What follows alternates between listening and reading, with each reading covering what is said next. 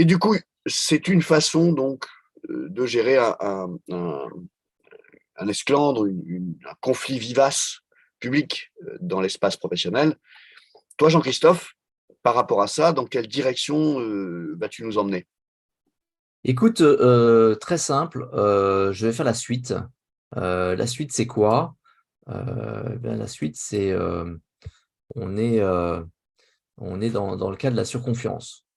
Bonjour à tous, bienvenue pour cette nouvelle édition des Chroniques Melchior pour l'entrepreneur.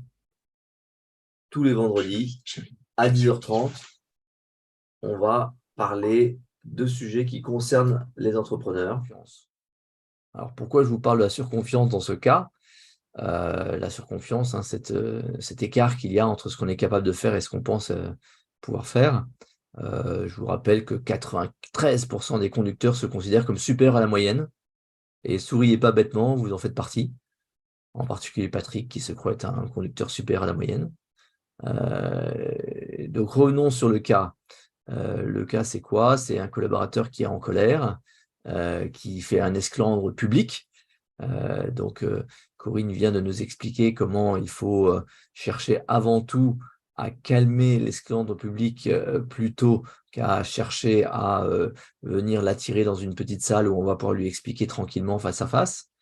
Il faut ramener donc en douceur notre collaborateur vers la rationalité. Mais on a d'autres éléments sur ce cas, c'est qu'il s'agissait d'un cadre sous pression qui se mettait probablement lui-même la pression, qui était en situation d'échec et d'échec répété. C'est-à-dire que ça faisait quelque temps qu'on trouvait qu'à chaque fois, il promettait un truc et il ne le faisait pas, et il croyait être capable de faire un truc et il ne l'était pas. Donc on est typiquement dans ce qu'on appelle la surconfiance. Donc dans cette chronique, je vais vous décrire ce qu'est ce concept de la surconfiance, ce qui est un accélérateur de cette surconfiance, et puis évidemment, on conclura sur les mesures à prendre. Donc je vais vous parler d'une expérimentation qui a été faite avec des élèves de MBA. Hein, donc vous savez, l'avantage des élèves de MBA, d'abord, c'est qu'ils sont nombreux, et puis ils sont assez prédictibles, quoi. C'est des gens qui ont envie de réussir, qui ont envie de bien faire, qui vont probablement en sortir plus que ce qu'ils ne peuvent. Et donc, on les avait mis face à un bocal de clous et on leur avait demandé d'évaluer le nombre de clous avec un intervalle de confiance, et on voulait que, globalement, ils soient certains à 90%. Donc, il y a 800 étudiants dans la promo. Donc, voilà le bocal en question.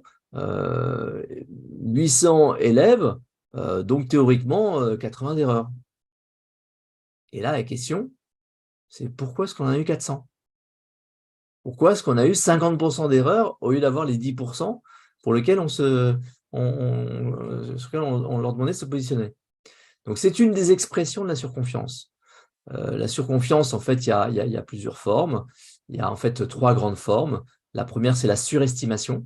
Donc, on va avoir une illusion qu'on contrôle la situation, ou on va avoir une illusion qu'on maîtrise la planification, qu'on sait quand on va livrer, qu'on sait quand on va réussir.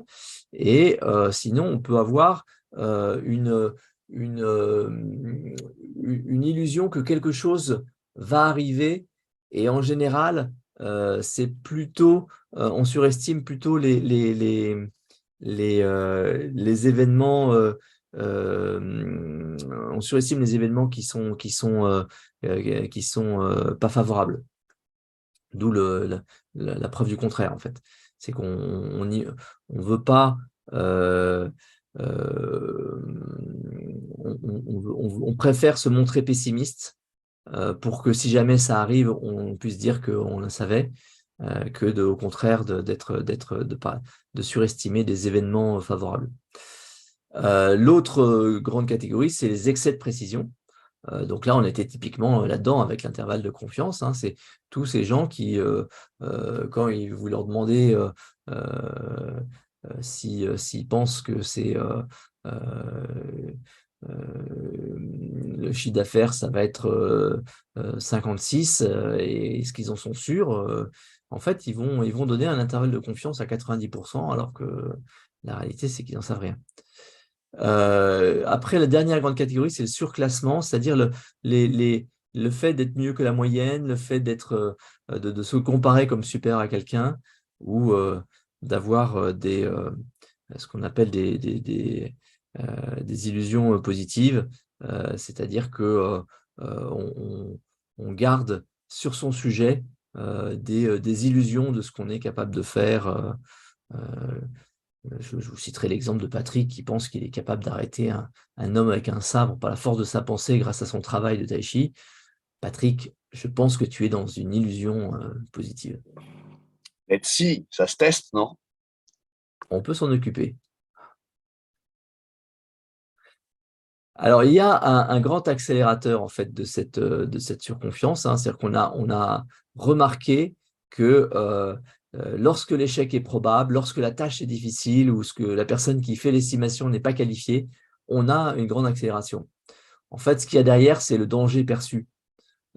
C'est quelque part nos ancêtres qui ont réussi donc à faire de nous des descendants. C'est parce qu'ils ont survécu. Et donc, le jour où ils se sont retrouvés dans une fosse avec des lions, eh ben, ils ont pensé qu'ils étaient capables de s'échapper de la fosse. Donc, cette surconfiance est nécessaire dans les cas de danger.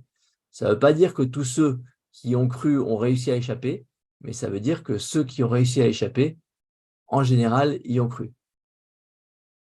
Alors, je vais vous donner un cas pratique qui a été fait en réalité, hein. On a pris des gens et on les a mis dans un cas puis dans l'autre. Donc, on a pris le cas du vétéran et le cas du rookie.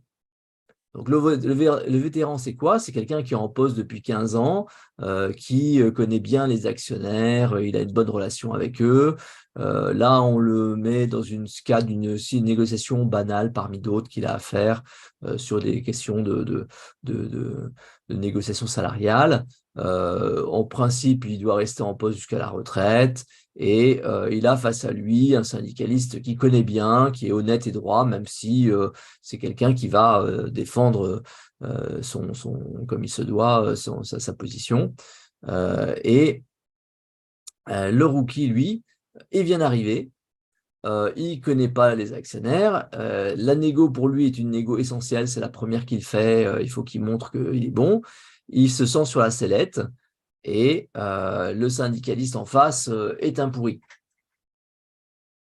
Eh bien, figurez-vous que dans ces conditions, le vétéran, quand on lui demande ses chances de réussite, il pense 50%. Quand on lui demande quel résultat il pense atteindre, il dit 5 sur 10. Le rookie, il croit qu'il a 100% de chances de réussir, ou il prétend, et qu'il va atteindre 10 sur 10 de résultats.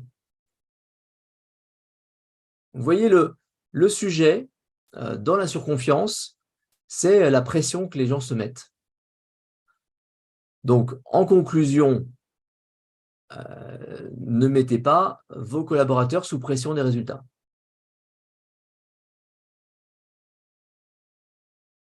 Vous surveillez aussi la pression qu'ils se mettent et vous leur rappelez le droit à l'erreur.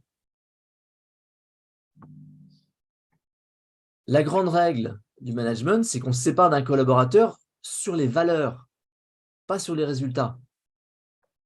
Parce que les résultats, c'est vous qui en êtes responsable. Eux, ils sont responsables de la quantité de travail qu'ils vous fournissent. Ça, c'est mesurable. Ça, c'est quelque chose qui est pleinement de leur ressort. Mais les résultats sont là, sont pas là. Est-ce que vous avez mis en place ce qu'il fallait pour? En revanche, un collaborateur qui n'est pas dans les valeurs de l'entreprise ne peut pas rester une minute de plus. C'est très différent.